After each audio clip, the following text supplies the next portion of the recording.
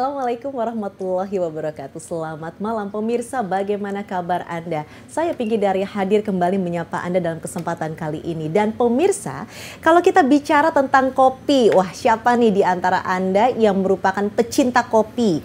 Yang kayaknya kalau nggak ngopi satu hari aja, itu rasanya pasti tidak berenergi, kurang semangat, dan yang pasti kurang bisa fokus begitu ya pemirsa. Nah, kalau kita bicara tentang bisnis kopi, memang saat ini yang namanya bisnis kopi itu sudah menjamur di mana-mana. Bahkan kalau kita melihat bahwa istilah ngopi-ngopi di coffee shop atau mungkin di warung kopi sudah menjadi bagian dari gaya hidup masyarakat di zaman sekarang. Tapi kalau kita bicara mengenai bagaimanakah yang namanya hulu ke hilirnya kopi. Nah, ini pasti banyak di antara Anda yang belum terlalu mengetahuinya. Untuk itu dalam kesempatan kali ini kami akan mengajak Anda berkenalan lebih dekat lagi sama kopi. Tepatnya kali ini kita akan bahas mengenai kopi Jawa dari hulu hingga hilir. Tentunya bersama dengan kami di Solusi Bisnis. Dan dalam kesempatan kali ini, malam hari ini, saya akan mengajak Anda berkenalan terlebih dahulu dengan narasumber kami yang sudah hadir di studio. Karena satu lagi narasumber kami hadir melalui jaringan virtual.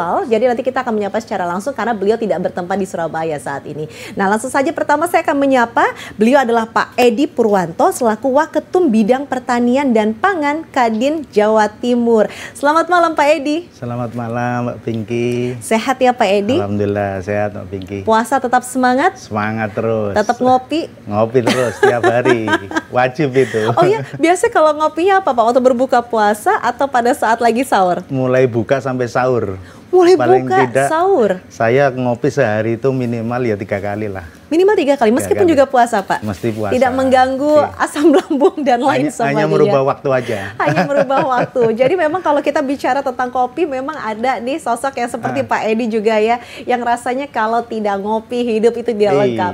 Nah tapi kalau kita bicara tentang dunia kopi, terutama di Pulau Jawa nih Pak saat ini, sebetulnya perkembangannya secara umum, mungkin boleh diberikan kejelasannya, seperti apa sekarang Pak? Iya. Jadi memang kopi ini kan salah satu komoditas yang bisa dikatakan sudah menjadi komoditas wajib lah, terutama bagi kalangan, ya semua kalangan, baik anak, apalagi anak-anak muda saat ini itu kan kopi sudah menjadi kebutuhan wajib ya.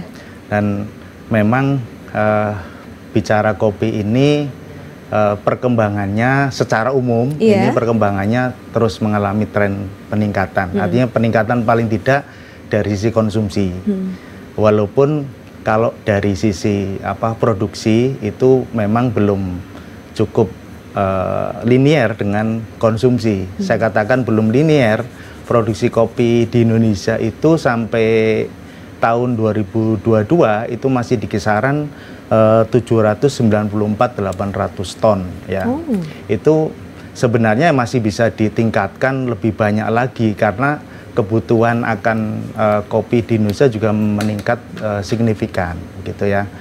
Nah, persoalannya di Indonesia itu rata-rata budidaya kopi kita itu belum mampu menghasilkan sesuai dengan yang diharapkan. Sebagai contoh misalkan kalau di rata-rata kita itu per hektarnya paling hanya mampu tidak sampai 1 ton. Kalau di rata-rata per hektar tidak sampai 1 ton. Iya, jadi cuma 750 kiloan gitu ya. Nah ini yang saya kira jadi PR besar kita. Sedangkan kalau dibandingkan dengan negara lain ya seperti Vietnam yang memang salah satu negara yang dianggap paling banyak berkontribusi di Asia Tenggara ini. Betul, bahkan kopinya aja kopi Vietnam kita kenal ya di Indonesia ya. Itu di sana mereka sudah mampu memproduksi per hektarnya sampai dengan 2 ton. Jadi per jauh. 2 ton. Ya, makanya ini jadi PR lah. Nanti mungkin mumpung ada Mas Arif akan jauh lebih paham bagaimana budidaya di perkopian. Artinya kita bicara secara umum antara kebutuhan akan konsumsi kopi dengan pemenuhannya itu masih terjadi disparitas. Baik, tadi sudah sempat disampaikan oleh Pak Edi ada sebuah perbandingan yang cukup signifikan. Kalau di Indonesia rata-rata per hektar tidak sampai 1 ton ya Pak ya. Per hektar loh tidak sampai 1 ton. Tapi di Vietnam itu ternyata per hektar itu bisa mencapai 2 ton. Sebetulnya ada apakah ini? Nah, itu kita harus melihatnya kepada sisi hulu dari dunia kopi. Nah, kalau kita bicara mengenai sisi hulu dari dunia kopi tentunya tidak lepas dari para petani kopi kopi ini jasanya mereka nih. Kita bisa menikmati, mencicipi kopi yang rasanya nikmat luar biasa, mau robusta, mau arabica, betul begitu ya pemirsa. Untuk itu saya akan menyapa beliau, ini adalah petani kopi asal Malang. Mudah-mudahan jaringan Zoom-nya sudah bisa terhubung dengan kami. Namanya adalah Mas Arief Effendi. Beliau ini juga dikenal sebagai salah satu suhunya kopi di Malang. Mas Arief, halo, selamat malam. Selamat malam, Assalamualaikum warahmatullahi wabarakatuh. Alhamdulillah, waalaikumsalam warahmatullahi wabarakatuh. Ya, senang sekali sudah bisa bergabung bersama dengan kami. Ini Mas Arief, bagaimana kabarnya Mas Arief? Alhamdulillah, baik-baik saja. Ya baik, barusan terawih ini Bu. Barusan terawih, Alhamdulillah. Dan dengar-dengar bulan April ini dengan segala kesibukan Ramadan ya Mas ya, lalu kemudian menjelang nanti mau bulan suci Ramadan, maksud saya menjelang mau Idul Fitri, lalu kemudian bulan depan mau ke Paris ya Mas ya? Oh, Alhamdulillah, iya Alhamdulillah. Ke Paris dalam rangka apa Mas? Iya, okay. Bulan Mei insya Allah. Ke Paris dalam rangka apa Mas, kalau boleh tahu Mas Arief? Itu kebetulan ada salah satu kafe besar di Malang, itu kan dia mau buka cabang ya di sana, dan kebetulan saya bantu tentang histori kopi di Jawa sih gitu. Emang kan ada hubungannya kan antara penyebaran kopi di Jawa sama di Paris itu kan dari perang Eropa, terutama di waktu Napoleon Bonaparte nyerang Belanda, dan Indonesia termasuk salah satu jajahannya Paris gitu, Prancis, Prancis. Yeah. Itu kita ngangkatnya sih itu sih gitu, dan kita suruh bantu aja karena mungkin ya baik. Saya kan petaninya, jadi mungkin yang diajak ke sana suruh jelasin gitu, asal muasalnya kopi di Jawa dibawa ke sana itu gimana. Tapi ini petani elit nih kalau kita bicara Mas Arief nih. Mas Arief, tadi kan sudah disebutkan oleh Pak Edi bahwa sekarang ini memang luar biasa perkembangan dalam dunia kopi, termasuk saat ini bahwa permintaan akan kopi nggak cuma kita bicara di luar negeri, tapi dalam negeri pun para penikmat kopi itu sudah semakin berlipat ganda. Nah, pada saat Mas Arief pertama kali masuk dalam dunia perkopian, boleh diinfokan tuh tahun berapa dan pada saat itu kondisinya bagaimana? Lalu kok dibandingkan sama masa yang hari ini tuh bagaimana, Mas Arief? Kalau untuk pasar kopinya, sebenarnya kalau di di Malang sendiri atau di Indonesia itu ya sangat luas sih perkembangan kopi. Kalau sekarang orang ngomong sudah di era 4.0 ya. Yeah. Jadi anak-anak muda itu sudah kopi itu sudah nggak seperti dulu zamannya kopi instan. Sekarang kan sudah merambah ke dunia kopi. Tahun berapa Mas Arief pertama kali berkecimpung sebagai petani kopi? Tahun berapa? Tahun berapa itu pertama kali? Wah, dari lahir. Oh, dari lahir sudah jadi petani kopi, luar biasa loh. Kebetulan ini ada kisah menarik ini Bu. Saya berkecimpung di kopi ini faktor kecelakaan aja. Jadi kecelakaannya itu dulu kan bapak saya kan meninggal. Akhirnya saya ikut nenek itu. Hitungannya kalau orang Jawa itu disape itu pakai kopi. Kalau dulu kan persusulan kan ini saya pakai kopi sama nenek itu. Dan dari situ cinta sama kopi. Sudah bergelut dengan kopi ya, Pak. Baik, itu berarti mulai memutuskan menjadi petani kopi tahun berapa, Mas? Kalau saya serius di kopi tahun 2015, Bu. 2015. Pada saat itu menjadi petani kopi untuk lahan sendiri atau membantu lahannya orang lain, Mas? Kalau untuk lahan sendiri ada warisan ada, tapi setelah itu ternyata bisnis kopi ini menarik ya, dan petani kan juga jarang ya yang anak muda-muda kan nggak keren ya, tapi di sisi lainnya itu begitu menguntungkan, akhirnya saya fokus di kopinya di sini. Oke, 2015. Pada saat pertama kali masuk dalam dunia perkopian, kalau dibandingkan dengan yang hari ini, apa bedanya, Mas? Kalau ya 2015 itu justru kita mengalami perjuangan yang luar biasa, Bu. Soalnya kalau untuk bisnis kopi sendiri itu baru awal mulai booming-boomingnya kopi kan itu. Tapi kan pengenalan kopi untuk khususnya specialty kan nggak seperti sekarang kan. Dulu itu ya masih ikut-ikutan gitu ya. Baik. Terus ada petani itu, yes pokoknya petik merah dianggap specialty kan gitu. Oke, baik, nanti kita Jadi lanjutkan kan, kembali. Mas Arief, mohon maaf, kita harus jeda sesaat, nanti kita lanjutkan kembali. Dan jangan lupa, kita harus tahu nih bagaimana perkembangannya tahun 2015 menuju ke tahun 2023 ini. Tentunya juga untuk Anda pemirsa, Anda tetaplah bersama dengan kami. Tentunya kita masih membahas tentang tema kopi Jawa dari hulu hingga hilir.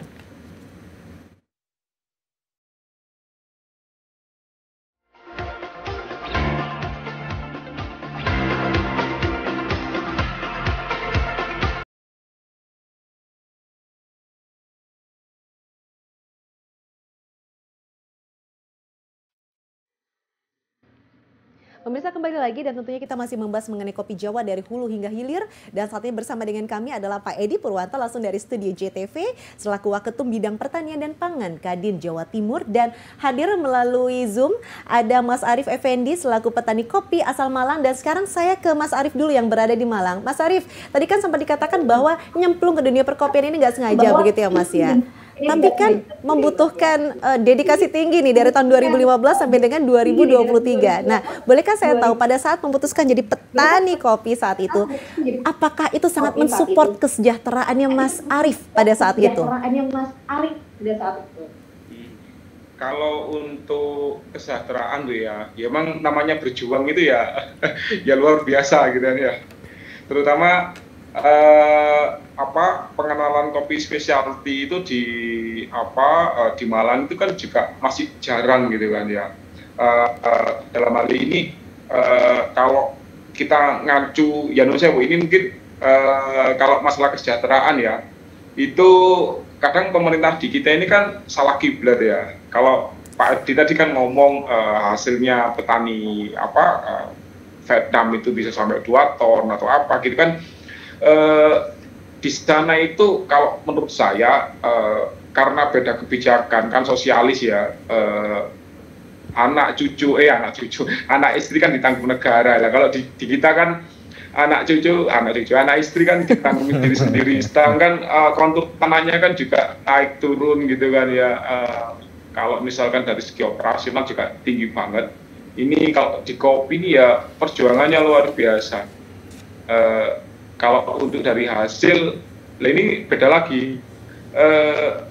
Kita masih kopi kebanyakan itu kan di lahan bukan milik pribadi ya. Kebanyakan kan masih ikut perhutani atau ikut perkebunan. Yang itu sistemnya kan juga pakai hasil. Dan untuk kebijakan dari pemerintah yang baru ini kan, kalau misalkan kayak pupuk subsidi atau apa itu kan by RDKK kan. Nah, yang untuk yang di atas ini kan juga nggak dapat pupuk gitu ya. Dan kalau untuk hasilnya kopi sendiri makanya belum optimal itu banyak faktor lah. Kalau untuk mungkin dari segi pupuknya, dari segi kebijakan pemerintahnya itu kita masih perlu dorongan lah. Ya mudah-mudahan dengan adanya Kadin dari Pak Edi ini bisa membantu kami yang di hulu ini untuk memperbaiki produktivitas kopinya. Kalau menurut saya seperti itu.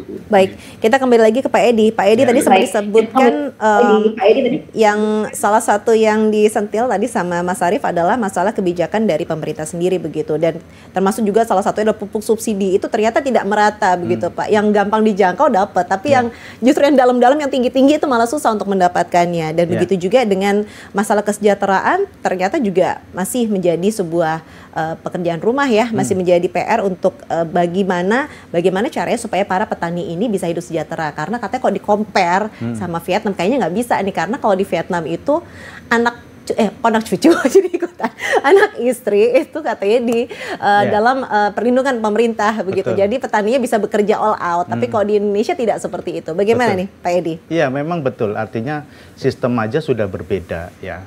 Ini paling tidak tadi saya sampaikan bahwa dari sisi produktivitas saja kita sudah ada perbedaan yang signifikan, sehingga berkorelasi pada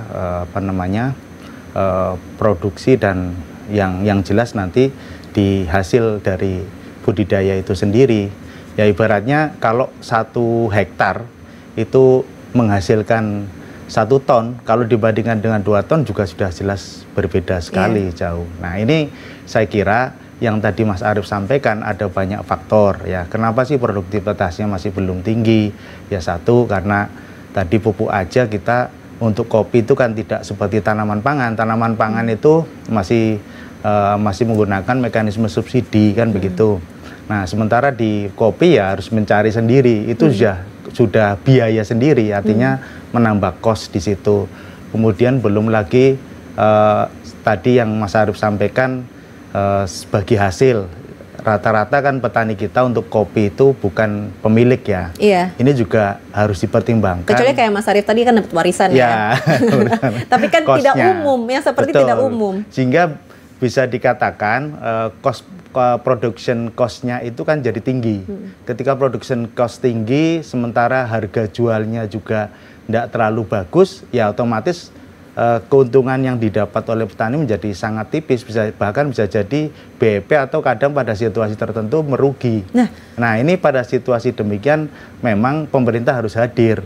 Bagaimana situasi-situasi seperti ini harus segera diatasi. Kami tentunya di Kadin juga berkepentingan, karena kalau ada persoalan di hulu, maka yang jelas sangat berpengaruh di hilirisasinya, kan begitu.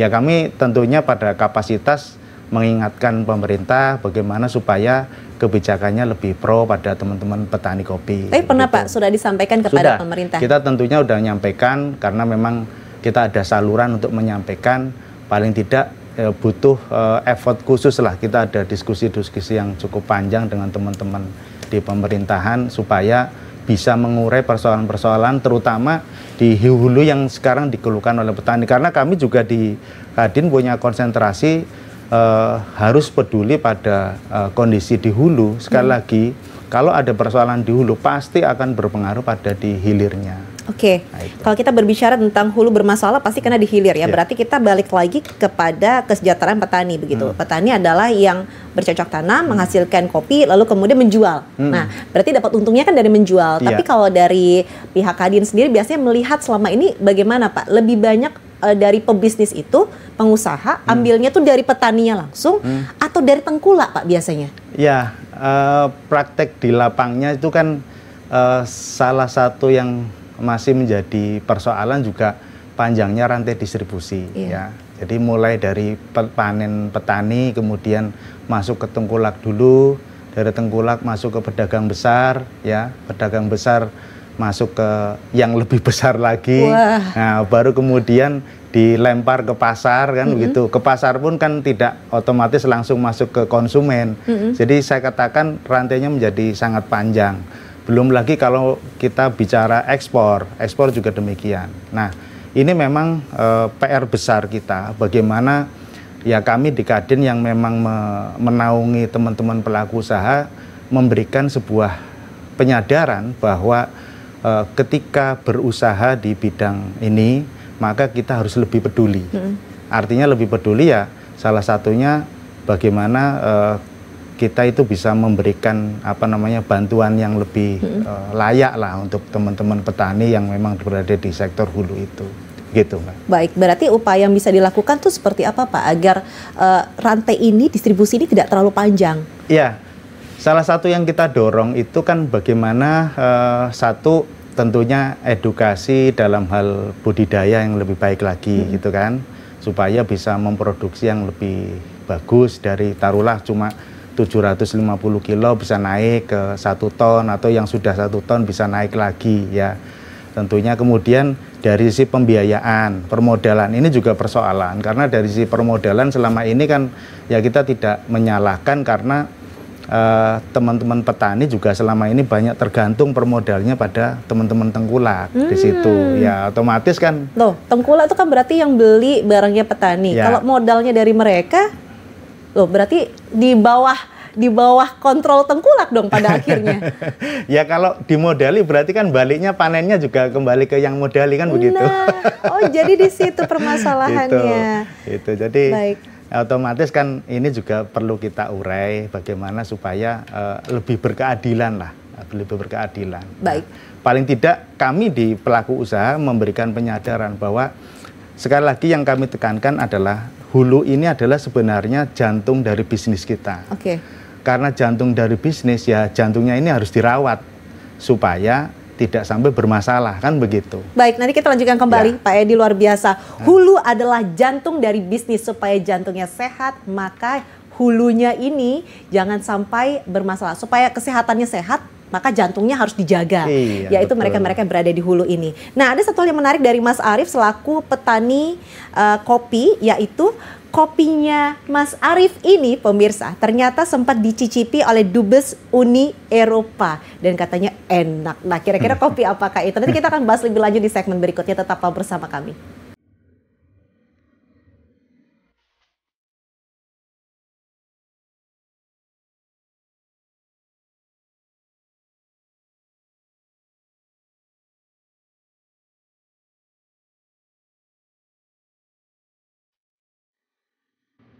Ada satu hal yang menarik saya ambil lagi dari apa yang disampaikan oleh Pak Edi di segmen sebelumnya.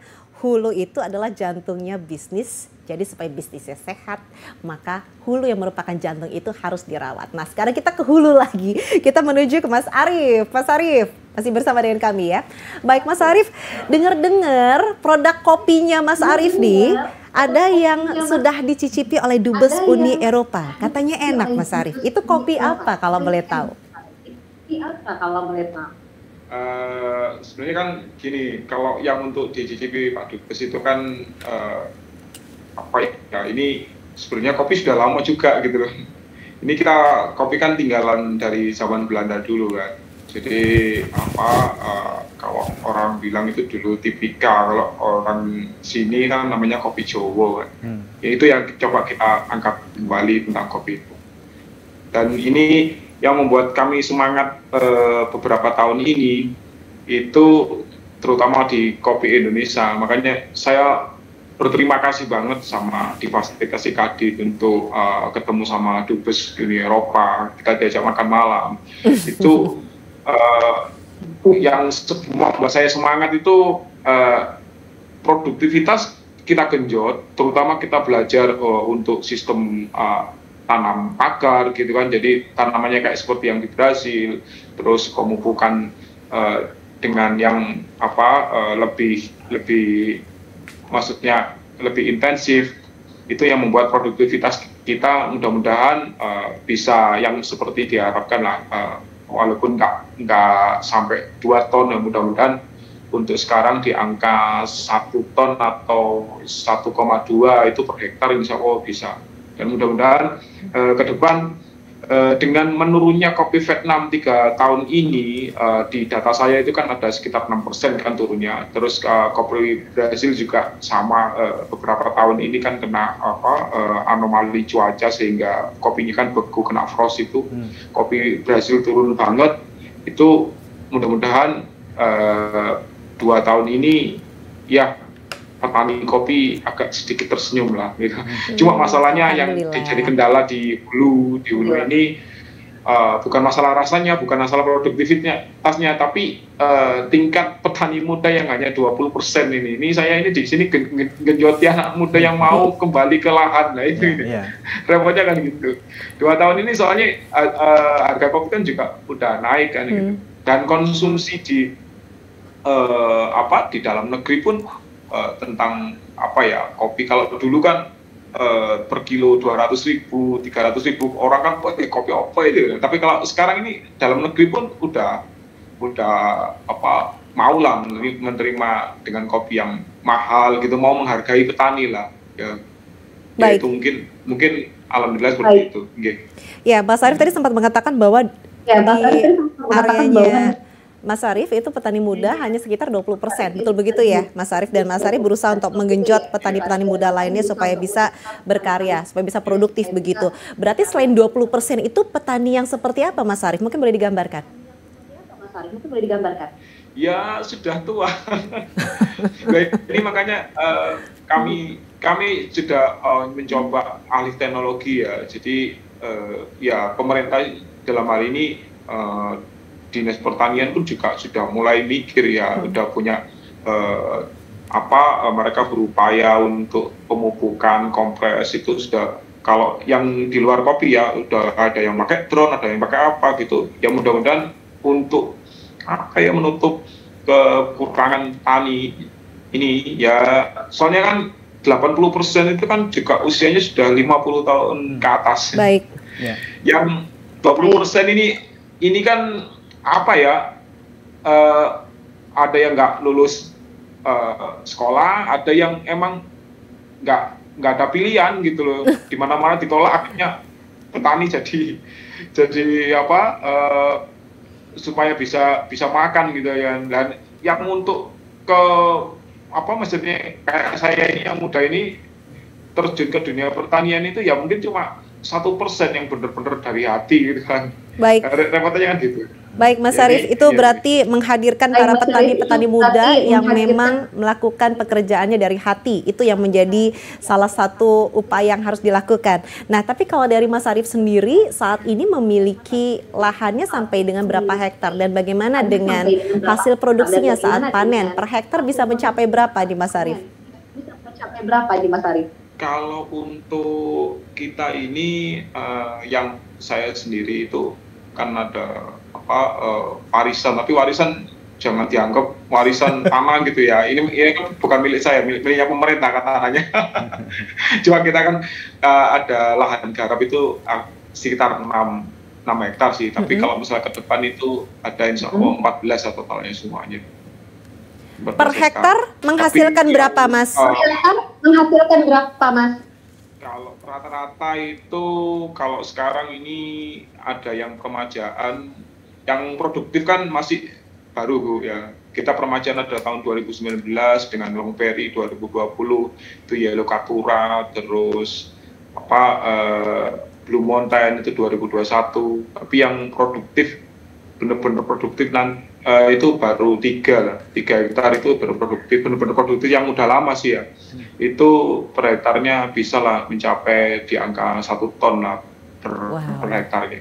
Yang itu. Yang lain kan masih baru penyelaman. Jadi kita mungkin optimalnya antara tahun 2024-2025 lah bisa untuk optimalnya semuanya.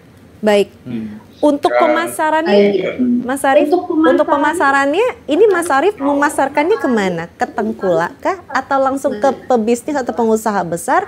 Atau langsung melalui support dari Kadin untuk kemudian diekspor atau bagaimana?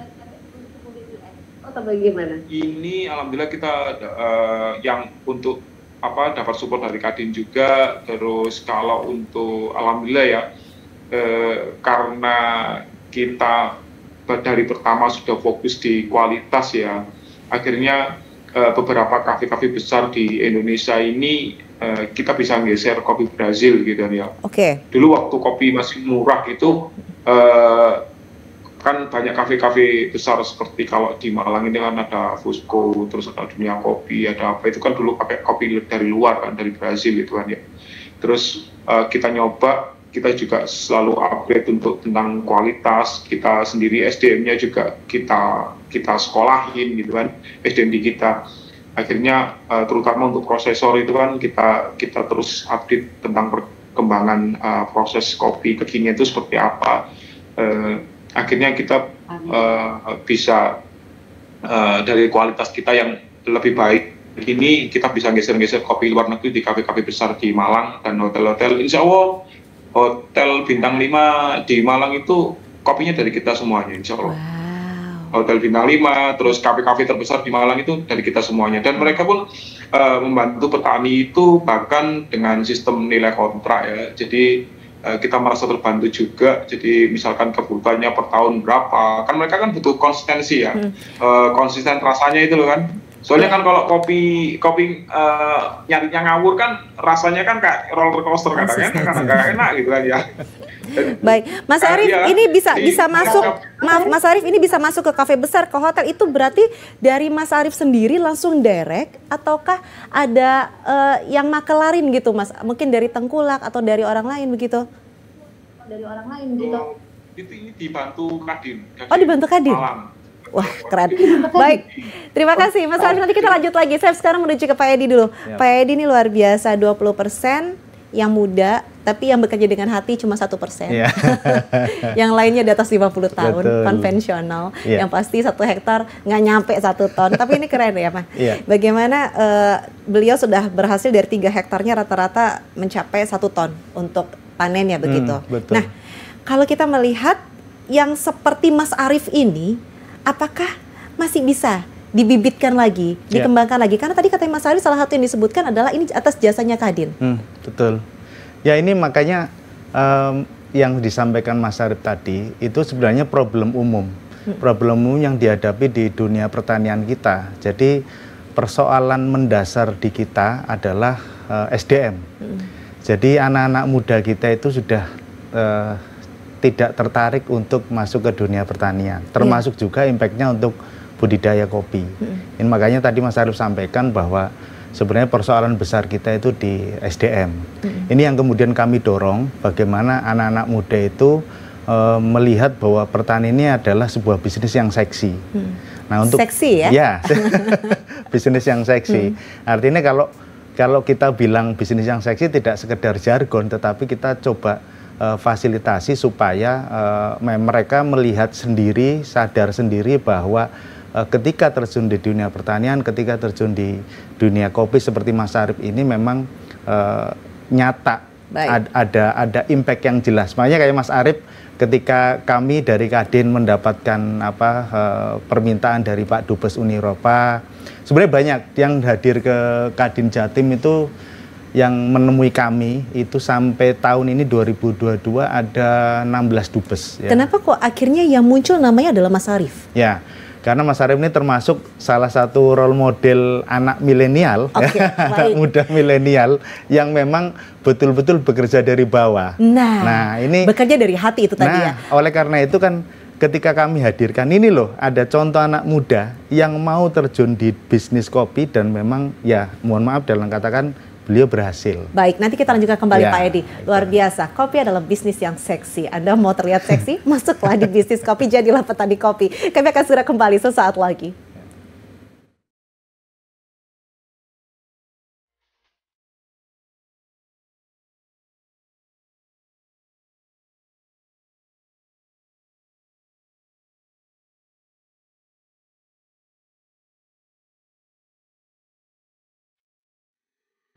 Pemirsa, ternyata memang obrolan kita ini sangat luar biasa. Kita mengetahui banyak hal yang selama ini tidak terlalu kita ketahui. Untuk itu saya yakin pasti Anda yang juga punya passion dalam dunia kopi pasti ingin bertanya. Untuk itu kami berikan kesempatan bagi Anda. Bisa langsung mengirimkan pertanyaan Anda melalui WA ya pemirsa. Anda silahkan mengirimkan WA Anda.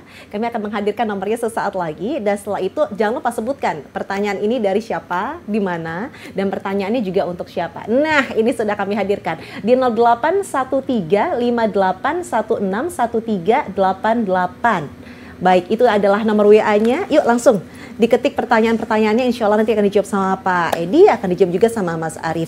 Baik, kembali lagi Pak Edi. Tadi kan berarti kita sudah melihat ini salah satu contoh yang dihadirkan, yaitu Mas Arief bisa masuk ke hotel bintang 5, lalu kemudian bisa masuk ke kafe-kafe besar, begitu. Bahkan bisa ketemu sama buyer mungkin dari luar negeri, dan itu tidak melewati tengkulak, tidak melewati bisnis besar yang mungkin nanti akan memonopoli hasil kerjanya, dan itu melewati Kadin. Nah, ini jadi contoh bagaimana caranya para petani-petani lain bisa meniru jejaknya Mas Arief. Ya, salah satu upayanya ya sekarang ini Mas Arief kita hadirkan di JTP ini biar bisa mendengar langsung, bisa lihat langsung bagaimana beliau berjuang dari bawah sebagai anak muda yang kemudian harapannya nanti bisa menarik anak-anak muda yang lain, bahwa ya itu istilah saya tadi, bisnis kopi adalah bisnis seksi kan begitu.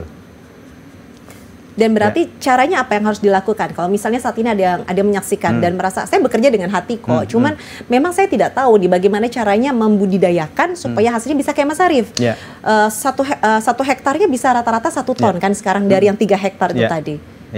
Dengan kualitas yang konsisten. Nah, betul. Belajar untuk berbudidaya kan langsung pada pelakunya. Nah, ini harapannya tentunya teman-teman terutama anak-anak muda yang kemudian tertarik untuk terjun di budidaya kopi, itu tidak sekedar bicara budidaya, tetapi bagaimana dia bisa menjadi seorang entrepreneur kopi di situ. Hingga belajar mulai dari bagaimana berbudidaya, bagaimana berbisnis, bagaimana bertransaksi. Ya, kita tunjukkan role modelnya, sehingga harapannya nanti bisa sharing. Saya yakin bahwa di luar sana juga banyak arif-arif muda yang lain ya, yang terus kita tumbuhkan, kita semangati, kita fasilitasi.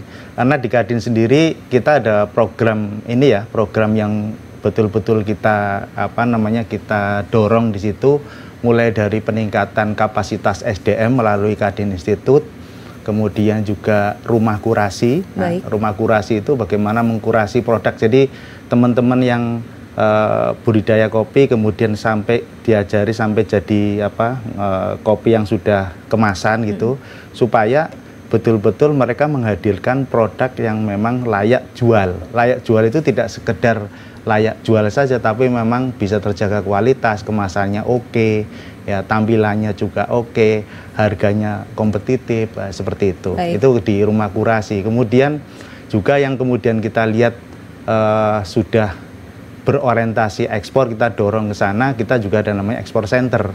Nah, di ekspor center itulah kita fasilitasi teman-teman yang memang sudah punya kapasitas untuk upgrade ke sana. Baik, dan termasuk Mas Arif juga termasuk yang ada di bawah bimbingannya Kadin juga pada saat itu. Oke.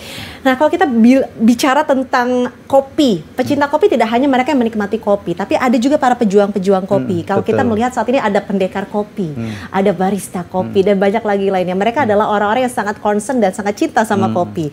Nah, untuk itu banyak yang mengharapkan juga akan hadir kopi-kopi yang berkualitas yang nantinya akan bisa menjadi produk yang berkualitas juga. Ini ada yang bertanya, bisakah kopi ditanam di sawah dataran rendah? Tanya ke petaninya mungkin ya? Iya. Oke, petani. Mas Arif itu. Mas Arif, ini ada yang tanya, bisakah kopi ditanam di sawah dataran rendah? Dataran rendah? Bisa Bu. Jadi di luar negeri itu kalau teman-teman yang pecinta kopi specialty ya, bahkan di ketinggian 150 mdpl itu bisa tumbuh kok gitu ya. Bahkan kopi masuk ke Indonesia pertama itu kan di Jakarta ya, kalau sekarang itu di kebun kopi itu kan Bu. Jadi kalau itu kan daerahnya kan rendah banget kan itu. Ya emang kalau perawatannya lebih intensif sih gitu. Soalnya kan kalau untuk dari segi kekuatan kayak hamanya itu lebih rentan gitu kan kalau di dataran rendah gitu. Tapi kebanyakan kalau misalkan seumpama emang harus dipaksa harus bisa ya, pilihannya ya kopi robusta itu yang lebih tahan di dataran rendah. Kalau untuk yang di atas 1000 mdpl kayak di Malang gini ya mungkin pilihannya ada Arabica lah. Arabica karena dari sisi harga juga lumayan bagus, apalagi kalau specialty mungkin yang membuat teman-teman muda ini bisa semangat ya, itu di luar negeri itu kopi itu ada yang sekilo kopi mentah itu 1 juta, 2 juta, bahkan kemarin rekor dunia itu tanggal 7 September 2022 ya, itu sudah per pon itu sudah mencapai $6.000 lebih, atau bahkan kalau dihitung dirupiahkan itu per kilonya bisa sampai 202 juta kan, kalau waktu dolar 15.200 itu sekitar gitu. Jadi kalau jangan misalkan dataran rendah bisa, yaitu mungkin pilihannya robusta. Dan robusta pun sekarang juga sudah ada yang mahal kok, robusta, fine robusta. Robusta sekarang juga mahal ya Mas ya? Yang hybrid ya. Yang sekarang udah mulai mahal. Sekarang udah banyak orang sadar tentang kualitas kopi sih gitu. Kalau dulu sih ya sekedar kering aja dibikin bubuk gitu kan. Kalau di Jawa Timur kan kalau kopi Gersian itu kan ya yang murah-murah terus dibikin yang hitam banget, terus yang halus banget dipaciti buat nongkrong kan murah gitu aja. Sekarang udah mulai. Mas Arif, mohon maaf ini saya harus baca pertanyaan lagi yang masuk, setelah itu kita harus jeda sesaat. Wah, luar biasa penjelasannya Mas Arif nih. Selamat malam dari Asep di Kediri. Pertanyaan untuk Pak Edi, apakah ada peluang kopi Indonesia untuk bersaing di pasar internasional dengan kondisi SDM seperti ini? Bagaimanakah langkah dari Kadin untuk mendorong misi tersebut? Lalu satu lagi ada yang bertanya, saya mau tanya bagaimana perawatan batang kopi supaya hasil buahnya maksimal. Sama ada satu lagi pertanyaan titipan dari teman-teman penjual. Kopi nanti akan saya bacakan di segmen terakhir. Untuk itu tetaplah bersama kami.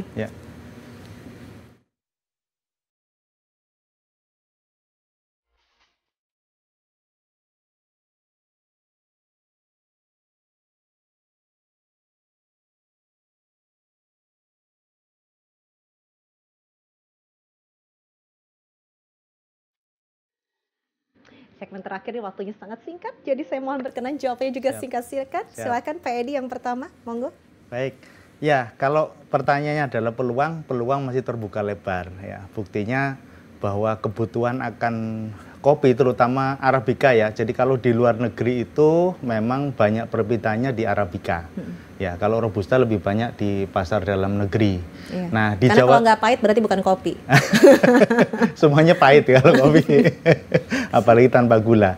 Jadi kalau sekali lagi kalau pertanyaan peluang terbuka lebar. Makanya upaya kami adalah satu bagaimana menciptakan iklim mulai dari berbudidaya kemudian berbisnis yang lebih sehat lagi ya, ini tanggung jawab Kadin juga di situ dan kami lakukan itu. Dan yang kedua kami membantu memperbaiki dalam hal kualitas, terutama kalau yang sudah masuk ke hilir itu dalam bentuk kita yang saya bilang tadi kurasi produk, kemudian juga kami perkenalkan juga di dalam misi dagang. Jadi Kadin itu setiap bulan kita ada misi dagang, baik antar provinsi maupun di beberapa negara. Ya, jadi kita sudah sampai 2022 kita sudah ada misi dagang di 7 negara. Baik. Nah, itu saya kira itu upaya-upaya konkret untuk mendorong supaya ekspor kita juga bagus, dan juga tadi saya katakan kita juga punya ekspor center yang bisa menjadi wadah untuk teman-teman yang pengen mengekspor. Kita tunjukkan ini loh spesifikasinya, bagaimana syarat-syaratnya dan sebagainya, kita bantu di situ. Baik, jadi nggak usah sungkan-sungkan, langsung ke Kadin, langsung cek dan kira-kira cari peluangnya bagaimana. Ada satu curahan hati dari teman-teman pejuang kopi, mudah-mudahan bisa dibantu. Mas Arief juga mohon berkenan untuk mendengarkan begitu ya.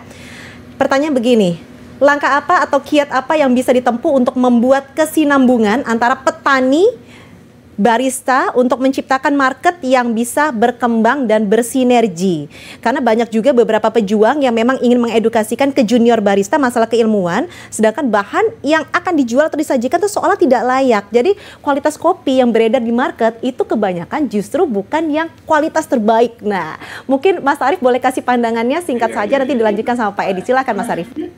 Nah, gini, kalau pandangan saya itu market kopi itu kan banyak ya. Jadi kalau misalkan bisa dihitung kan ya, ada market kopi komersil, terus market kopi specialty, ada micro lot, macro lot, direct selling, kan, fair trade, kan banyak kan ya.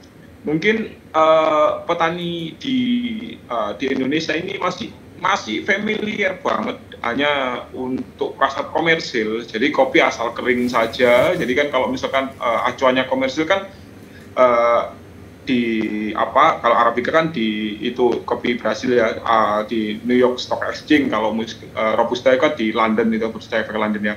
Yang mungkin yang dimaksud Masnya ini tadi kan tentang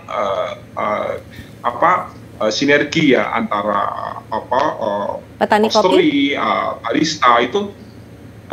Kalau misalkan seumpama kepingin rasa yang benar-benar konsisten, itu ya emang pakai sistem kontrak. Jadi emang saya akui kendala di teman-teman kafe, makanya saya bisa masuk ke kafe-kafe besar di Malang itu karena kendalanya itu mereka butuh konsisten rasa dari setiap seduhan sekarang, besok, sebulan lagi itu rasanya tetap. Kalau misalkan seumpama hanya sekarang beli cuma 5 kilo, nanti sebulan lagi beli, nah itu kurang menjamin. Jadi biasanya kafe-kafe besar itu supaya rasanya lebih konsisten, beliau pesen di petani itu untuk kebutuhan kafenya selama setahun.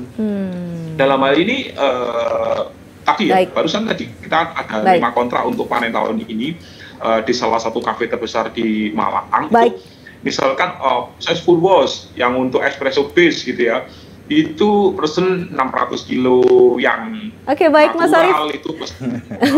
Baik Mas Arief, terima kasih. Mohon maaf waktunya sangat terbatas, sudah cukup, ilmunya sebenarnya tidak cukup ya, ingin dicari lagi, tapi ini ada sebuah kunci yang disampaikan Mas Arief adalah kontrak. Kalau order berarti jangan yang cuma buat sebulan 2 bulan, tapi langsung 1 tahun karena itu akan konsisten rasa. Baik, ini waktu kita kurang 1 menit Pak Edi, monggo silakan untuk menambahkan. Iya, saya nambahkan aja karena Mas Arief sudah cukup lengkap ya.